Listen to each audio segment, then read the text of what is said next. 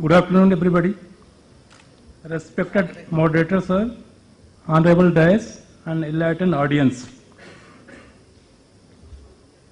Topic for this panel discussion is ICT for the securing national assets and vital infrastructure.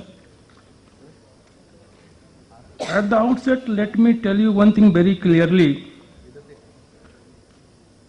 As far as we are concerned, police force is concerned, I am an IPS officer born on Madhya Pradesh cadre, 1994 batch, and I have served 18 years in my state cadre, Madhya Pradesh, and for last 2.5 years I am here in Indo-Tibetan Border Police on central deputation.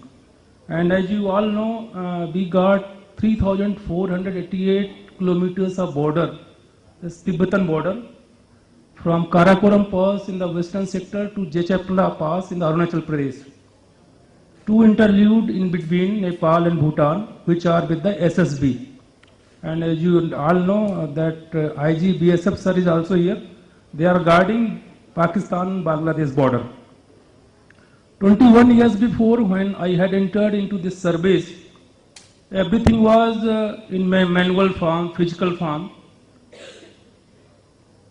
When any vital installation, any building had to be guarded, we used to put few men over there with lathi, rifles.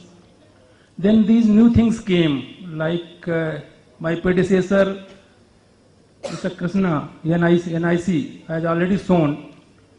That time I was thinking that he is showing our viewpoint.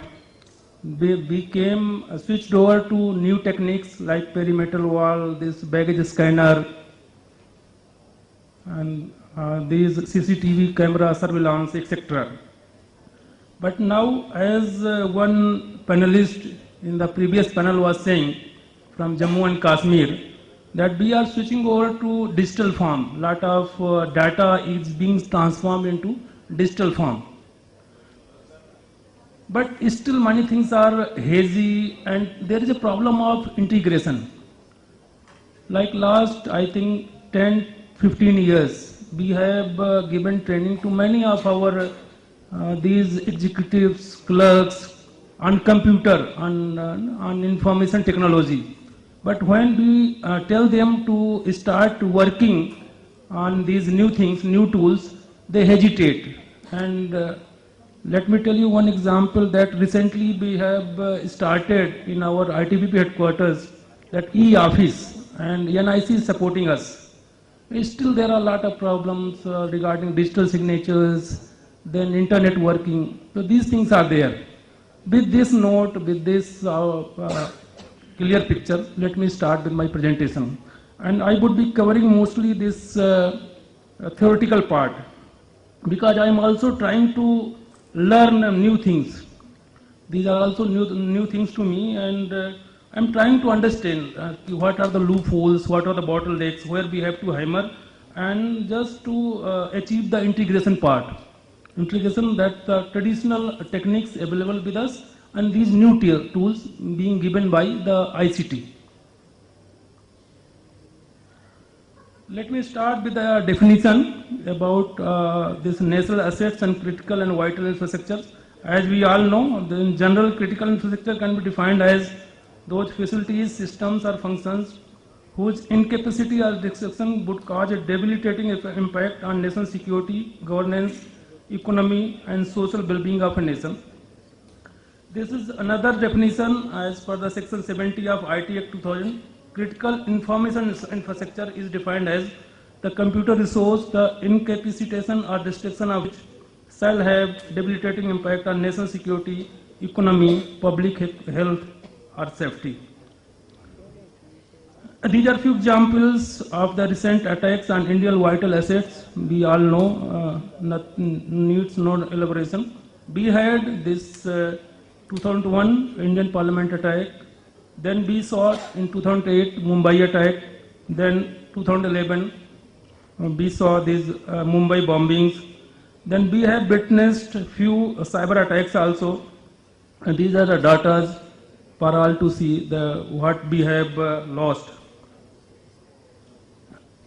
Then what are the challenges we face regarding these critical infrastructure and key assets. That number one is growing threat. The different attacks in the recent past demonstrated our national level physical vulnerability to the recent threat posed by a formidable enemy focused mass destruction terrorism.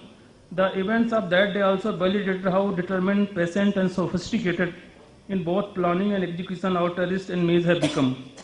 Then, growing vulnerability of modern society, the basic nature of our free society greatly enables terrorist operations and tactics, while at the same time hinders our ability to predict, prevent, or mitigate the effects of.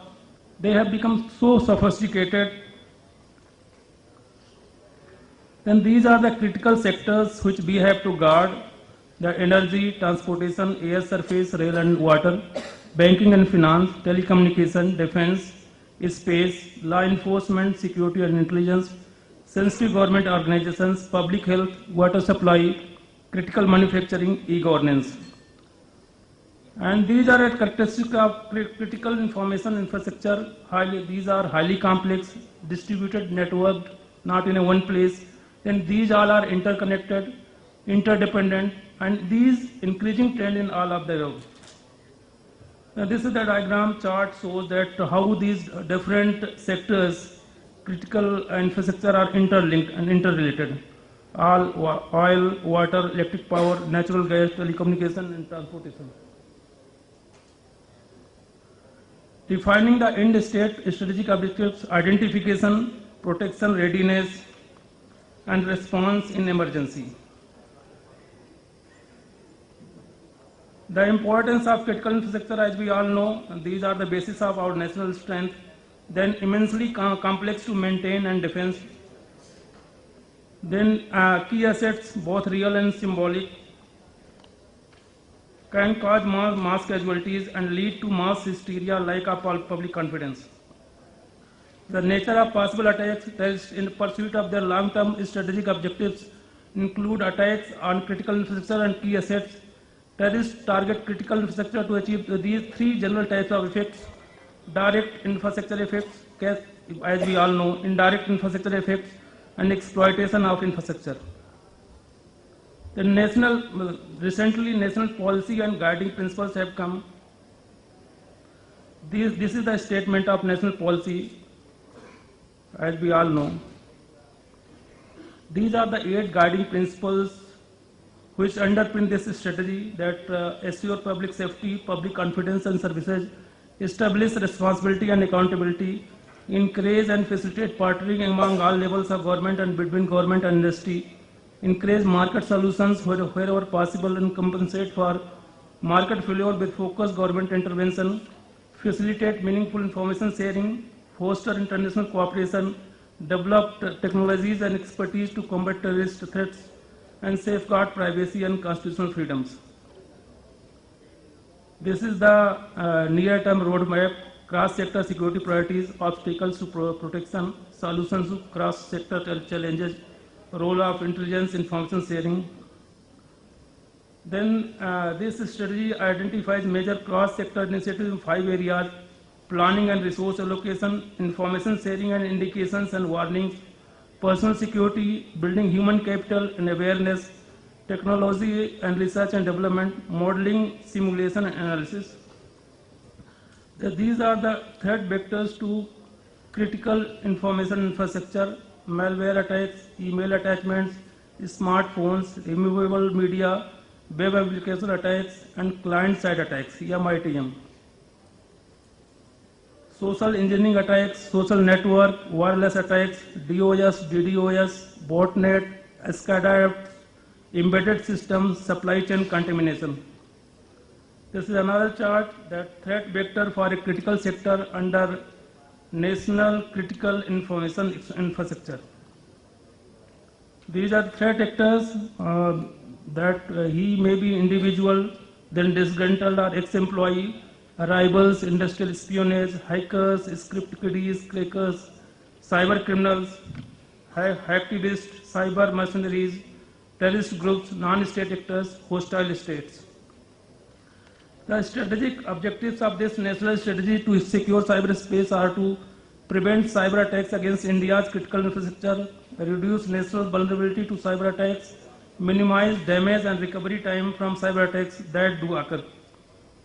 These are the recommendations: create comprehensive national plan for security, the key resources and vital infrastructure, provide crisis management in response to attacks on critical information systems, providing technical assistance to the private sector and other government entities with respect to emergency recovery plans for failures of critical information systems, coordinating with other agencies of the Union government to provide specific warning information and advice about appropriate protective measures and countermeasures to state, local, non-governmental organizations including the private sector, academia and the public, performing and funding research and development along with other agencies that will lead to new scientific understanding and technologies in support of CERT in and DATI, National Database of Citizens based on biometric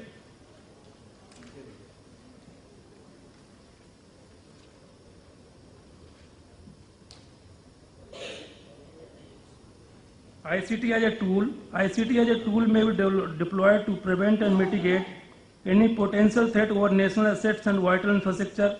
Use of biometric access system, CCTV, DFMD, IDDN scanners, anti-sabotage system, apart from QIT to enhance perimeter security and improve threat detection. Vulnerability can be very effective proactive measure in this direction.